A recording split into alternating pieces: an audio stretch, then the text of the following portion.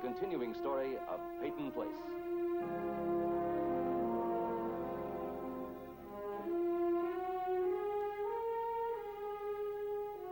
Starring Dorothy Malone as Constance Mackenzie, Ed Nelson as Michael Rossi, Ryan O'Neill as Rodney Harrington, Barbara Parkins as Betty Anderson, Tim O'Connor as Elliot Carson, Christopher Connolly as Norman Harrington, Patricia Morrow as Rita Harrington, James Douglas as Stephen Cord.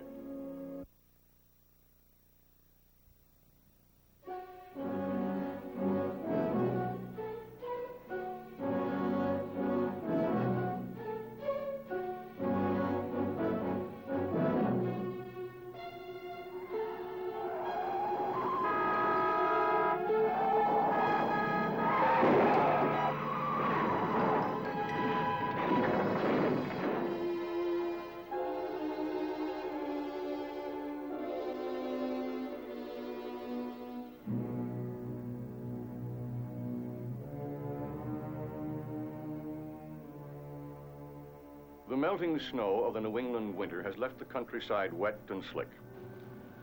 Norman Harrington, who was driving Dr. Michael Rossi's young brother Joe to an intersection outside of town, hit a curve too fast. The car spun out. The first car on the scene was driven by a man who had the compassion to stop and the presence of mind to function. Soon, he will face routine questioning by the police. His statement will form the basis of an official report, which will term the crash an accident. But it is extremely doubtful that what happened tonight on this slick road could truly be called an accident. Because there will be those in Peyton Place who must live with the knowledge that they caused Joe Rossi's flight. Norman! Norman! Can you move? It's Tom Winter. I think so. All right, wait a minute. Wait till I turn the ignition off. All right, now, easy.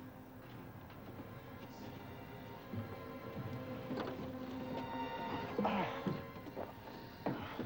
think you can walk. I think so. All right, easy.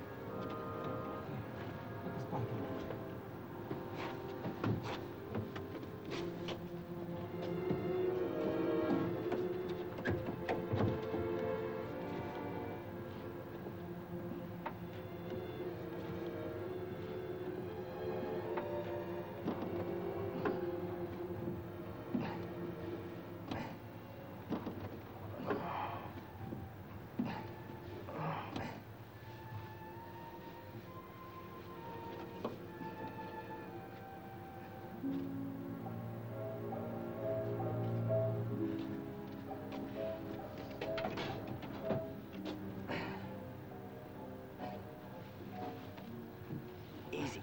Take it easy.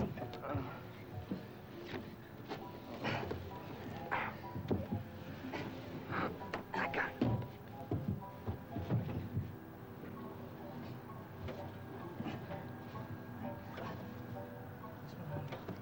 All right, put this blanket on him.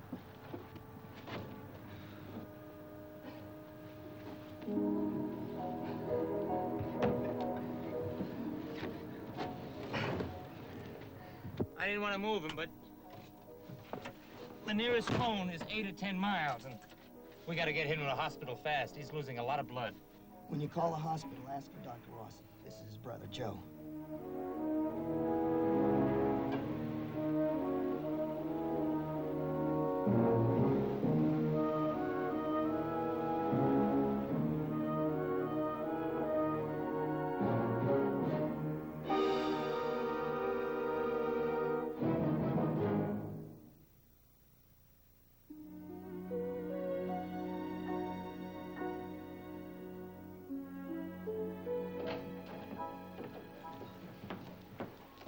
He come out of it, Lonnie? No, sir. Well, give me that light over there, will you, Jeff?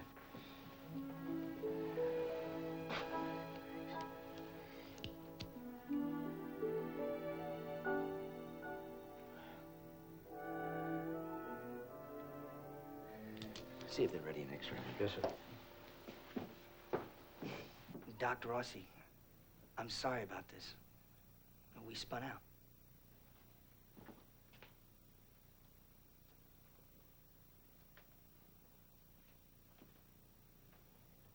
I don't think that's gonna take any stitches. How do you feel otherwise? Okay. Put a tight butterfly in it, will you, Miss Jones? Well, Tom, listen, thanks. I'm glad you're out on the highway. I am, too. Reverend Winter, before you leave, I wonder if you could look in on Mrs. Bailey.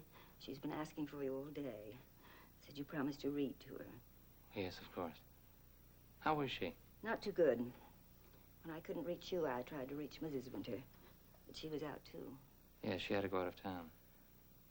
Mrs. Bailey's in 221, isn't she? Yes, she is. Thanks, Reverend, for helping us out. Stay close.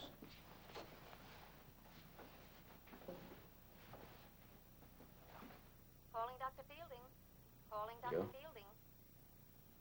Joey? Joey, wait a minute. Wait a minute. Easy now, easy. Take it easy. Am I hurt bad? I don't think so.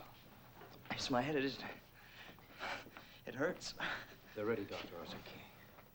Now, look, you hit your head on the windshield with a dash or something. We want to take a few X-rays, right? Just try and relax. I'm gonna pull through, Mike. You're gonna pull me through.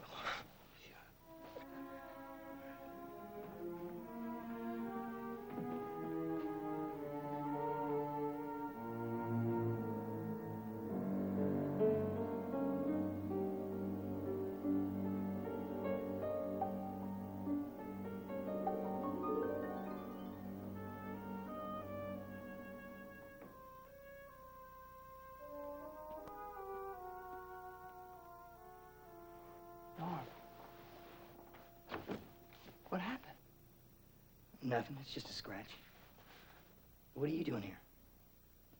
I took over for Eddie. He had to go back to the tavern. How's Rita doing? Okay. She went to bed about an hour ago.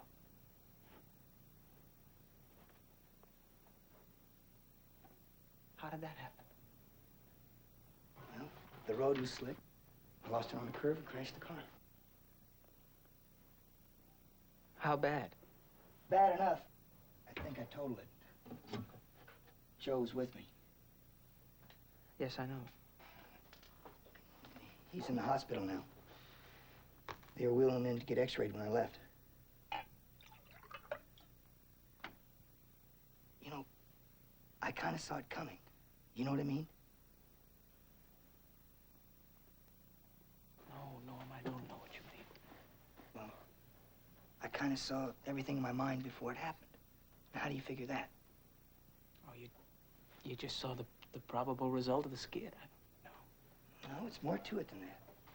I saw everything, including the car turning upside down. It was like a whole movie that suddenly skipped ahead.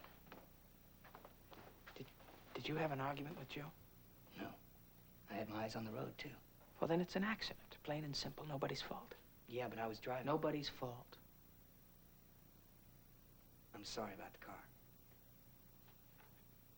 It's all right. Something happened between Joe and Rita. What? I don't know.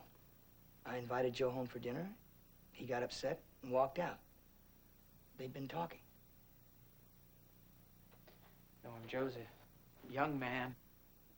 He's a long way from home. He sees a happy couple. I don't know, it made him upset. Yeah, that's what I thought. But I've had time to think about it, and there's more to it than that. Norm, you're not going to try and tell me that he's made a pass at Rita. No, but something happened. Maybe it's the depression after the baby.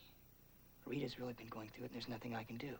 Norm, just spend as much time with her as possible and see her through it. Yeah. Joe, get away from me! Joe! Rita. Joe! Rita. Joe! Rita. Come on, wake up. Oh, Norman, you've been fighting with him and he hurt you. No, it's just a scratch. I told him to stay away from Joe. I knew this would happen. Norm, I'm not worth fighting over. I'm just not worth it. Rod, him. I don't want him getting hurt on account of me. Rita, snap out of it. Your husband hasn't been fighting, Rita. My husband. I guess I had a bad dream. The ones you used to have when we first got married? Yeah, it's the same dream. Why is it always the same? But Norm, you did go out with Joe tonight, didn't you? Joe Rossi. Not Joe Chernock. Joe Chernock is dead. He'll never bother you or Norman again. Well, I better take off and let you two get some sleep, huh? God, I wish I deserved all you've done for me. Get some sleep.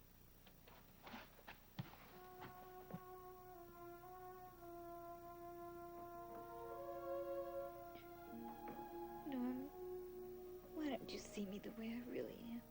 I see you just exactly as you are. You're beautiful, and I love you. No, you don't, Norm. What, I don't love you? You don't really see me. You see what you made me want to be. Maybe I can live up to it.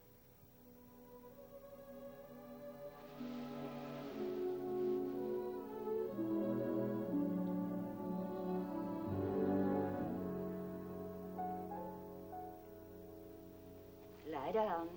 Where's Mike? He'll be here in a minute or so. What happened? You were in Norman Harrington's car and there was an accident. Well, I know that, but what happened to my head? Your head went into the windshield and you suffered a slight fracture. What does that mean? It means your head isn't as hard as it looks. And that you must lie still and be quiet for at least 24 hours. Is it serious? The x-rays showed a hairline fracture. Doctor seems satisfied there's no serious damage. Of course, it's too soon to be sure about a concussion. Concussion, that's bad news, isn't it? When do we know for sure? It usually takes about 24 hours. How we know? I mean, how can you tell it's a concussion? We'll watch you carefully and check for symptoms. Like what? Oh, headaches, dizziness. Now try to relax. Was he worried about me? Why, of course. He's your brother. How do you feel, Kim? Talkative. My head hurts. Well, it probably will for a while. Doctor, I have to look in on Mr. Mitchell. I'll be at the nurse's station if you need me.